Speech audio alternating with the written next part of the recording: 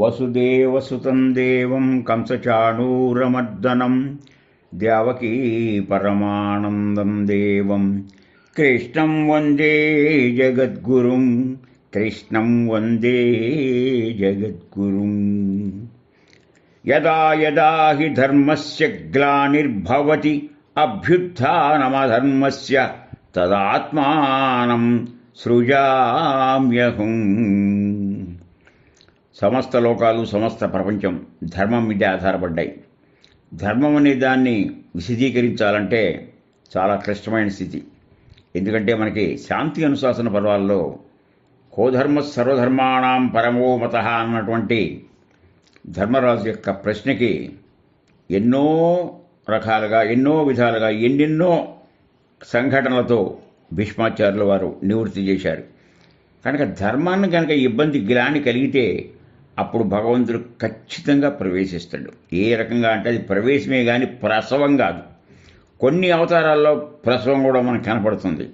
కనుక ఆయన యొక్క భూమి మీద అవతరించడం దిగి రావడానికి కారణం ఏమిటంటే పరిత్రాణాయ సాధూనాం వినాశాయ చ దుష్కృతాం ధర్మ సంస్థాపనార్థాయ సంభవామి యుగే యుగే.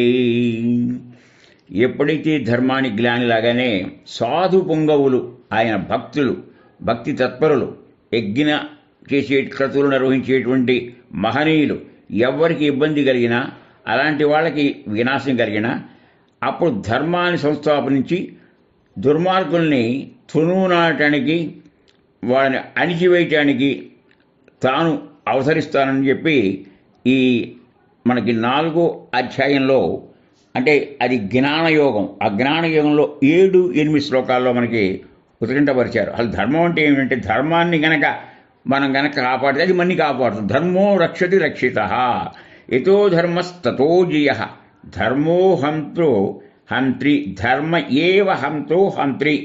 ఈ 3 మనకి విడిగా కనపడ్డ కురుక్షేత్ర యుద్ధానికి వెళ్ళేటప్పుడు ఆ శిష్యుల కోసం పాండవులు తల్లిదైన కుంతి దగ్గరికి వెళ్తే ఆవిడ ఏముందంటే ధర్మో రక్షతి రక్షిత మీ ధర్మమే మిమ్మల్ని కాపాడుతుందని చెప్పింది.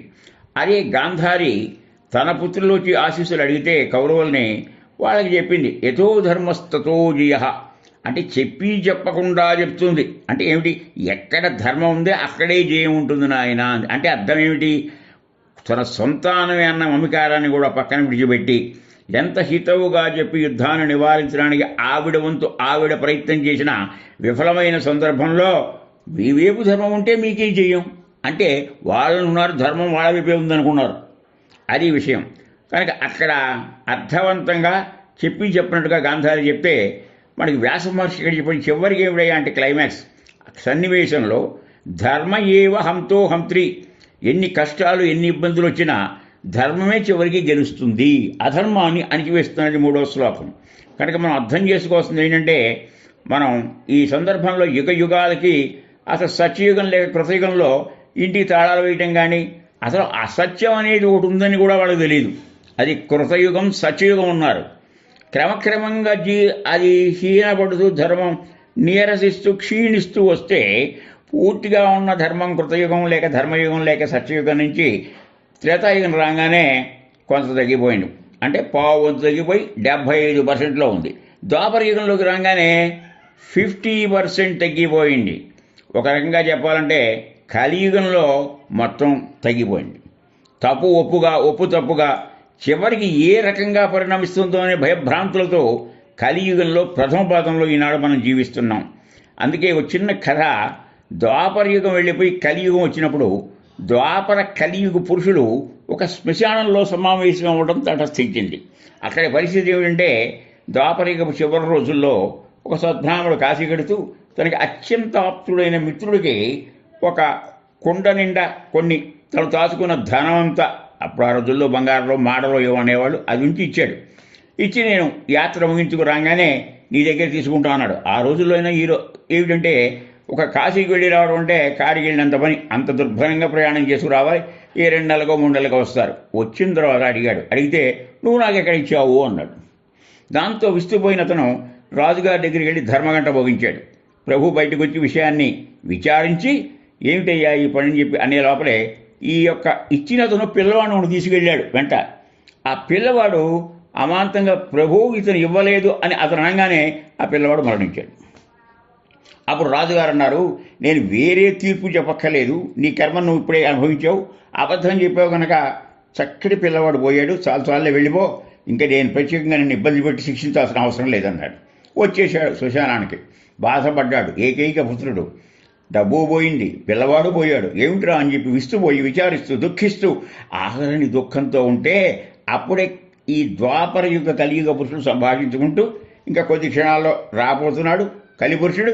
ద్వాపర పురుషుడు నవ్వుతూ అన్నాడు, ఇంకా తమరు రానే రాలేదు, చూశారా మీ తాలూకు నీడపడింది, అన్యాయం ఏల్తోంది సామ్రాజ్యాన్ని, ఇది తమ లక్షణం అన్నాడు నవ్వుతూ. అప్పుడు కలిపురుషుడు అన్నాడు, అయ్యా ఏ యుగంలోనైనా అన్ని యుగాల్లో ఎంతో కొంతనే ఉంటాను, కానీ పర్సంటేజ్ తక్కువ, కానీ ఇప్పుడు ఎక్కువగా ఉంటాను. అయినా తెలివి ఉన్నవాడికి మాటకారి వాడికి ఈ ధర్మాన్ని కూడా నిలబెట్టేయడం ఉన్నాయి, ఇప్పుడు చూడు నేను ఉపాయం చెప్తానని చెప్పి అతను ఆ బ్రాహ్మణ దగ్గరికి వెళ్ళి దుఃఖిస్తున్న విషయానికి వివరం తెలుసుకుని అతన్ని ఓదార్చి, నువ్వు రాజుగారి దగ్గరికి వెళ్ళి ఇప్పుడు నీకు న్యాయం జరుగుతుంది, ఈ చనిపోయిన ఈ మృతకళయ ఈ పిల్లవాడిని పార్థివ శరీరంతో వాడు వెళ్ళి, అయ్యా మళ్ళా గంట మోగించు, నేను పొరపాటు పడ్డాను, నేను ఇచ్చింది ఏదో 1000 మాటలో ఎంతో కాదు, ఎక్కువే ఇచ్చానండి అన్నాడు. అని చెప్పు అని చెప్పగానే వెళ్ళి ధర్మగంట మోగించాడు. మన రాజుగారు వచ్చారు, ఏమయ్యా ఇంకా నీకు బుద్ధి రాలేదా, నువ్వు చేసినటువంటి తప్పిదానికి ఆల్రెడీ అనుభవిస్తున్నావు కదా, ఇంకా ఏమిటి అన్నాడు. కాదు కాదు మహాప్రభు, ఒకసారి వినండి, నాకు గుర్తుకొచ్చింది, నేను ఇచ్చింది 1000 మాటలు కాదు 2000 మాటలు అని చెప్పాడు. అని చెప్పగానే రాజు ఏమిటి అన్నాడు. వీడిని అన్నాడు గుచ్చుకున్నాడు, అబద్ధం అన్నాడు. ఈ లోపల పిల్లవాడు లేచి కూర్చున్నాడు.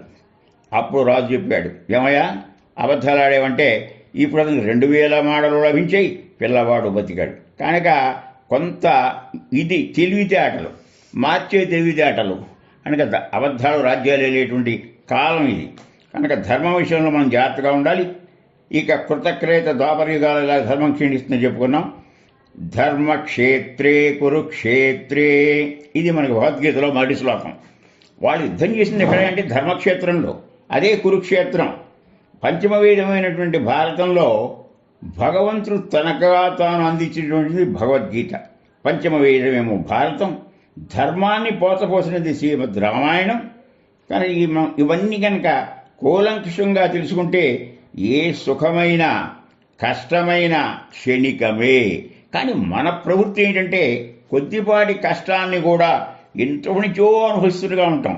ఉదాహరణకి రామాయణంలో 14 సంవత్సరాలు వనవాసం చేసిన సీతారాములు సీతారాము నుంచి విడిపోయి అశోకవనంలో ఉండి అక్కడ సేద తీర్చుకునే టైంలో ఆ బాధని భరించలేక ఇంకొక 4 రోజుల్లో ఆవిడ గడువు అవుతోంది. ఆవిడ తన మనసు మార్చుకోకపోతే పొద్దున పూట ప్రభాతం తినేటువంటి విందుంది, అల్పాహార విందు, ఇప్పుడు మన భాషలో బ్రేక్ఫాస్ట్, అందులో నిన్ను ఆహారంగా తీసుకుంటా అని చెప్పి మాటికి వచ్చి బెదిరించి పెడుతుంటే ఆవిడ కన్నీరు మున్నీరుగా కార్చింది. ఆ సంఘటన అందరికీ తెలుసు. అప్పుడు ఆవిడంది, ఎంత బాధలు ఎప్పటి నుంచో పడుతున్నావు అన్నట్టుగా నిట్టూర్పు వచ్చింది. కానీ కష్టాలనేది ఒక క్షణం పడ్డా కూడా ఎంతో కాలం నుంచి అనుభవిస్తున్నాం అన్నంత ఇదిగా ఉంటుంది. అది సుఖాల విషయాల్లో ఉండదు. కనుక ఈ విషయాన్ని మనం నిశ్చితంగా పరిగిస్తే ఆనాడైనా ఏనాడైనా మానవుడు స్వార్థజీవి. అందువల్ల పరుల అర్థం కోసం చేయడు, నిష్కామ కర్మ చేయడు, తనెవరో తెలుసుకోడు, తనలో ఉన్నటువంటి దివ్య చైతన్యాన్ని గుర్తించలేడు, ఆత్మసాక్షాత్కారం గురించి ఆరాటపడ్డాడు. అలాంటి సమయంలో మనకి అవధూతవతారమైన సాయిబాబా మనం చాలా ఎక్కువ మంది పూజిస్తారు.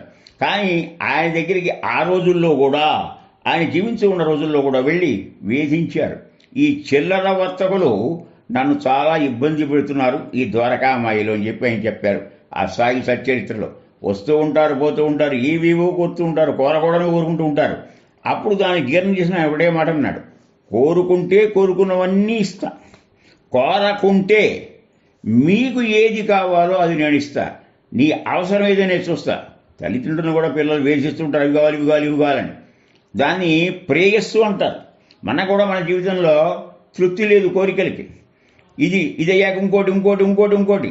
కానీ ఒక్కప్పుడు ఏదో రూపంలో భగవంతుడు ఇస్తూనే ఉంటాడు, తీసుకుంటూనే ఉంటాం, అయినా మనకి పరగడవే. అదే మనం కోరకుండా ఉంటే భగవంతుడు తనని అంతగా భక్తి ప్రపత్తులతో ఆరాధించే భక్తుడికి అతనికి శ్రేయస్సుకు మనకు కూడా ఇస్తాడు. కనుక ప్రేయస్సుకి శ్రేయస్సుకి ఇంత తేడా ఉంది. ఆ తేడాన్ని మనం గమనించి జీవితాన్ని మనం ఏం చెయ్యాలి. అందువల్ల ఇందాక చెప్పిన శ్లోకాల్లో మాదిరిగా ఏదో రూపంలో దైవం మానుష రూపేణ మన పొద్దున్నే నిద్ర లేచేవాటి గల మనకి శంఖచక్ర గదా హస్తాలతో శంఖంతో ఇలా బాధిలే అని చెప్తే దడుచుకుంటాం, ఏ నాటకాల్లో జనం పారిపోయిచ్చాడేమో అనుకుంటాం.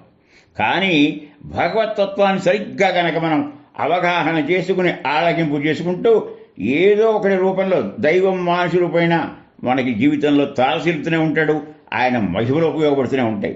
కుక్కలో, నక్కలో, చీమలో, మరి బ్రహ్మంలో, మనకు త్యాగరాజు వారు ఆరాధించినటువంటి స్వపాట మాదిరిగా అన్ని జీవుల్లోనూ నిండి నిమిడీకృతమైన బ్రహ్మ పదార్థమైనటువంటి వ్యక్తి మనని సృష్టించాడు గనక ఆయన మీద మనం సదా విశ్వాసం పెట్టుకోవాలి. అలా పెట్టుకున్నప్పుడే మన జీవితాలు ధన్యవంతం అవుతాయి, సారవంతం అవుతాయి. అందుకని భద్రం కర్ణేభిః శృణయామ దేవాః భద్రం పశ్యేమాక్షవీర్యజత్రాః స్థిరైరంగైః సుష్ఠువాగం తంతనూభిః వ్యసేమ దేవహితం యదాయుః స్వస్తి నో ఇంద్రో వృద్ధశ్రవాః స్వస్తి నః పూషా విశ్వవేదాః స్వస్తి నస్తార్క్ష్యో అరిష్టినేమి స్వస్తి నో బృహస్పతిర్దధాతు. ఓం శాంతి శాంతి శాంతి. మన చెవులు చక్కటి మాటలు వినుగాక, మన చూపులు చక్కని విషయాల్ని చూచుగాక, మనం మాట్లాడే ప్రతి పదము అమృతతులమై భద్రముగా ఉండి మంచి విషయాలు అందించుగాక, జ్ఞానేంద్రియాల ద్వారా మనం ఏం చేసినా మంచి జరుపుగాక.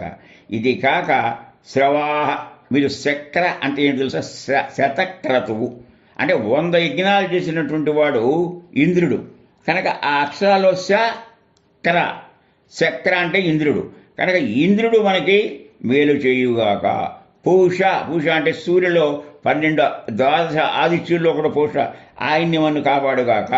అలాగే గరుత్మంతుడు, అతను సమస్త చెడుల్ని తీసివేయుగాక.